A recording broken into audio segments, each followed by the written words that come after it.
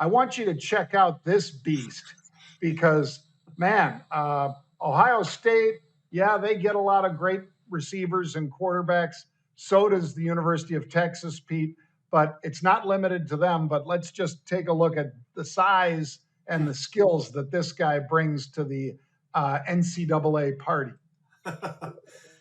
When you pair the Megatron of high school football alongside the best wide receiver in college football. Well, we're about to find out. Look at Randy Moss Jr. is a 6'5" incoming freshman at Ohio State, and he's been learning a lot from Jeremiah Smith this offseason. The five-star wide receiver is out of modern-day high school in California, and he's got NFL first-round talent written all over him. Chris has fantastic hands, allowing him to go up and get it while also being able to make catches low to the ground as well. I saw him play up close last season, and it was clear why he was the number 2 ranked wide receiver in his class. Now you pair him with Jeremiah Smith, a wide receiver who can truly do it all. You're looking at one of the best 1-2 punches in college football. Smith is going to draw a lot of attention, so Henry is going to get plenty of opportunities lining up next. Oh, he'll probably Heisman hopeful Julian Sands slinging them the rock. The Buckeyes offense is setting up to be an unstoppable force yet again this season.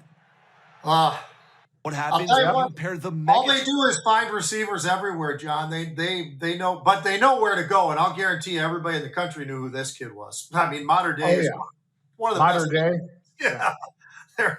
They're unbelievable. And when you're a 6'5" receiver who can run and use your body the way he does it and everything else, I would say this was born for Ohio State.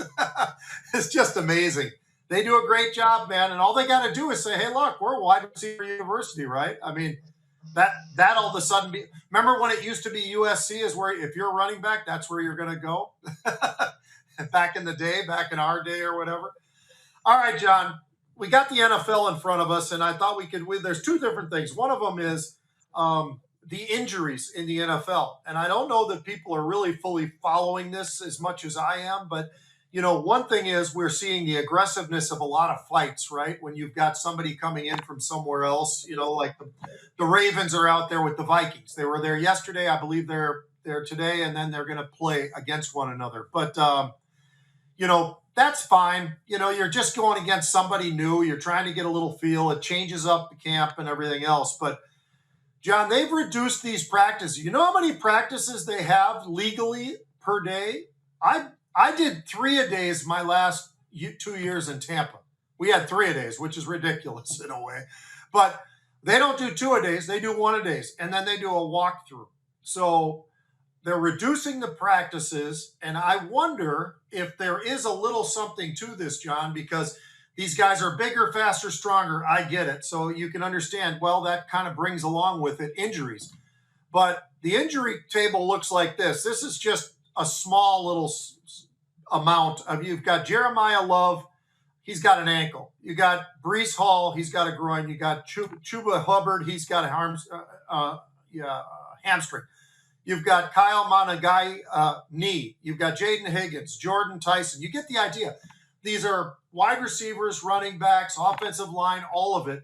And the injury numbers are absolutely exploding to the upside. And I got to think there's something tied into that. And then there's certain teams that have even more injuries per year than others. And you just got to wonder, somebody's got to look at this a little bit because it is hurting the NFL to some degree. It's still the best of all the sports, still has all the eyeballs and everything else that we talk about. But Tennessee Titans lead the entire NFL with injuries over the last few years. The 49ers have been in the top 10 most injuries, 12 of the last 13 seasons. The Giants in the last 10 years, they're also somebody who's leading. So not so great with the injury world. And what do you think it is, John? I think it has a lot to do with these guys are not practicing like they used to. And the 2-a-days, there was something about that. You know, I mean, you do this in the first one, you do this in the second one, and the body kind of adjusts a little bit faster to this whole thing. I don't know exactly what it is. I'm sure they don't really know, but I can tell you this, the volume of injuries has gone like this in the NFL. So any thoughts on this one? Yeah, I have thoughts on it, Pete. I think they've addressed a lot of the head injury stuff in practice. You see people wearing the big padded helmets and things.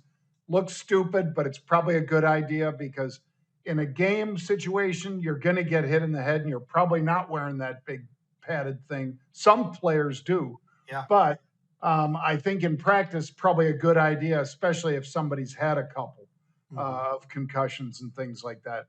But yeah, the lower body injuries, a lot of that is, unfortunately turf related. And I'm not saying every one of these injuries are turf, but boy, I'm sure the players, if you asked them, they'd much rather be playing on grass than AstroTurf, Pete. And, 80,000 people didn't pay to see this, to see a guy hauled off because he planted and his knee just kept traveling towards the end zone while he was trying to make a cut to the right or to the left. Yeah. So, injuries are part of it. It's a sad part of it, but hopefully they can address that as much as they've tried to address the concussion protocols, Pete. Yeah, the rest of the body. That's damn important. Obviously, your brain's number one, but after that, there's still a lot of injuries that I think that probably could be prevented. As far as the NFL, I got one other thing I was just going to point out. The Tampa Bay Buccaneers, John, one of the things that was floating around out there was they got two guys that hadn't been signed yet once they went to camp. And one was the quarterback and the other is this defensive tackle, Vita Vea. Now, the guy's an absolute freak show. He's 6'5", he's 355 pounds. You got him in the middle of the field, John. I'll tell you what, that guy's going to stuff that offense pretty good as a defensive tackle, which is why he's a two-time Pro Bowler and all the rest of it. And he was looking for a little bit more money because, you know what, he's realizing, I've been here a while. This might be my last contract here or whatever. And so there was possibilities. Would they trade him? Would they do something with him? Anybody in the NFL would be fool not to want him. It's just a matter of what can you pay him? What can you afford to pay him right now? Well, Buccaneers finally decided that they could find a little bit of scratch for him, John. They gave him a 1-year, $30 million extension yesterday. So that's going to be there. I think he's a game changer defensively for the Tampa Bay Buccaneers. That's going to really be helpful as they get through the season because he's big, he's strong, he's fast. Don't look at how many sacks he has. Don't look at how many tackles he makes. That guy takes up 3 players. He's sitting there right on the center. Well, the center and both guards are probably looking straight at that guy almost every play. So I think it was a smart move by the Buccaneers. I would have thought it was a very stupid move had they allowed him to get away from them and go play somewhere else. So it just shows you. But I think that elevates the Bucs that much more, John, that now I think they're a playoff team. How about you? Well, how about the quarterback? Yeah, they need that. They got to have that side. But he's not holding out. He's just looking to make more money. But so we'll see how that plays out. But I think he's better than a lot of other people probably think. Well, and we'll see whether or not he is, Pete, because he lost Mike Evans. That's a great all-pro, multi-year all-pro receiver. He lost him to the 49ers. There are some running backs like Rashad White that also left. So I think the world of Baker Mayfield. I think he's proved the world wrong a number of times. But they better have some people stepping up for those two, Pete, for White and for Evans, because if they don't, it's going to be a long season for the Bucs because, like you say, they're keeping the big stuffer in the middle for the defense is a good move. But now you got to say, who do you have to fill those shoes on the offense? Yeah, the Buccaneers, John, I'll tell you what, Baker Mayfield, we'll find out. You're right. We'll find out. But do they have enough weapons? That's the difficult part of it right now. But their defense is going to be solid. I can tell you that. Absolutely. Well, thanks for joining us, folks. We will be back Monday next week. And I'd encourage all of you to go on over to that page for the RebelCon 2026.